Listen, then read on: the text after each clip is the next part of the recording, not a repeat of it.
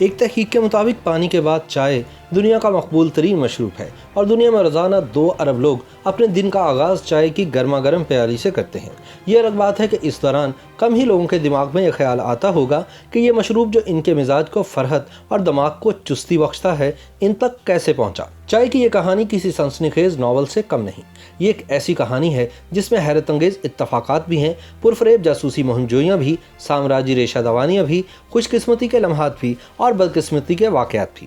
چائے کا آغاز کیسے ہوا اس کے بارے میں کئی کہانیاں مشہور ہیں۔ ایک کے مطابق قدیم چینی دیومالائی بادشاہ شنونگ کو صفائی کا اس قدر خیال تھا کہ اس نے تمام رعایا کو حکم دیا کہ وہ پانی ابال کر پیا کریں۔ ایک دن کسی جنگل میں بادشاہ کا پانی ابل رہا تھا کہ چند پتیاں ہوا سے اڑ کر دیگچی میں جا گری۔ شنونگ نے جب یہ پانی پیا تو نہ صرف اسے اس کا ذائقہ پسند آیا بلکہ اسے پینے سے اس کے بدن میں چستی بھی آ گئی۔ یہ چائے کی پتیاں تھیں اور ان کے فوائد کے تجربے کے بعد بادشاہ نے عوام کو حکم دیا کہ وہ اسے آزمائیں۔ یوں یہ مشروب چین کے کونے کونے تک پھیل گیا۔ یورپ سب سے پہلے 16ویں صدی کی ابتدا میں چائے سے آشنا ہوا جب پرتگالیوں نے اس کی پتی کی تجارت شروع کی۔ ایک صدی کے اندر چائے دنیا کے مختلف علاقوں میں پی جانے لگی، لیکن خاص طور پر یہ انگریزوں کو اس قدر پسند آئی کہ یہ گھر گھر پی جانے لگی۔ ایسٹ انڈیا کمپنی مشرق سے ہر قسم کی اجناس کی تجارت کی ذمہ دار تھی۔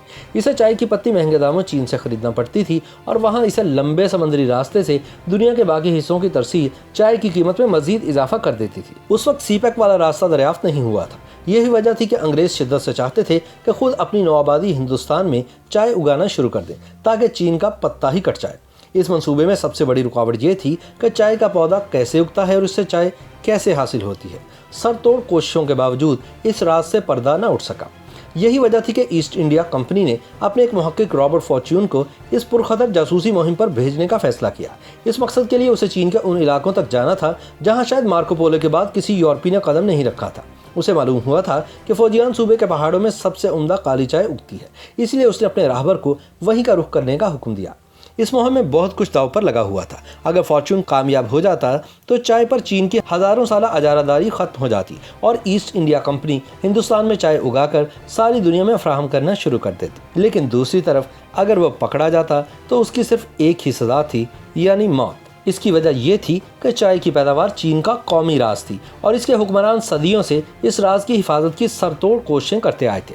ایسٹ انڈیا کمپنی نے اسے خاص طور پر ہدایت دے رکھی تھی کہ بہترین چائے کے پودے اور بیج ہندوستان منتقل کرنے کے علاوہ آپ پر یہ فرض عائد ہوتا ہے کہ آپ اس پودے کی کاشت اور چائے کی پتی کی تیاری کے بارے میں ہر ممکن معلومات حاصل کر کے لائیں تاکہ انہیں بروئے کار لا کر ہندوستان میں چائے کی نرسریاں قائم کرنے میں ہر ممکن مدد مل سکے۔ اس کام کے لیے معاوضہ اسے 500 پاؤنڈ سالانہ ادا کیا جانا تھا۔ اگرچہ فارچون تربیت یافتہ ماہر نباتیات تھا لیکن یہ کام بہت مشکل تھا۔ فارچون کا مقصد عام چائے کے پودے حاصل کرنا نہیں تھا بلکہ وہ عمدہ ترین چائے حاصل کرنا چاہتا تھا تاکہ ہندوستان میں بڑے پیمانے پر چائے کا بین الاقوامی کاروبار عمدہ ترین چائے سے شروع کیا جائے۔ آخر کشتیوں، پالکیوں، گھوڑوں اور دشوار گزار راستوں پر پیدل چل کر 3 ماہ کے دشوار گزار سفر کے بعد فارچون کوہ ویوئی کی ایک وادی میں قائم چائے کے ایک بڑے کارخانے تک پہنچنے میں کامیاب ہو گیا۔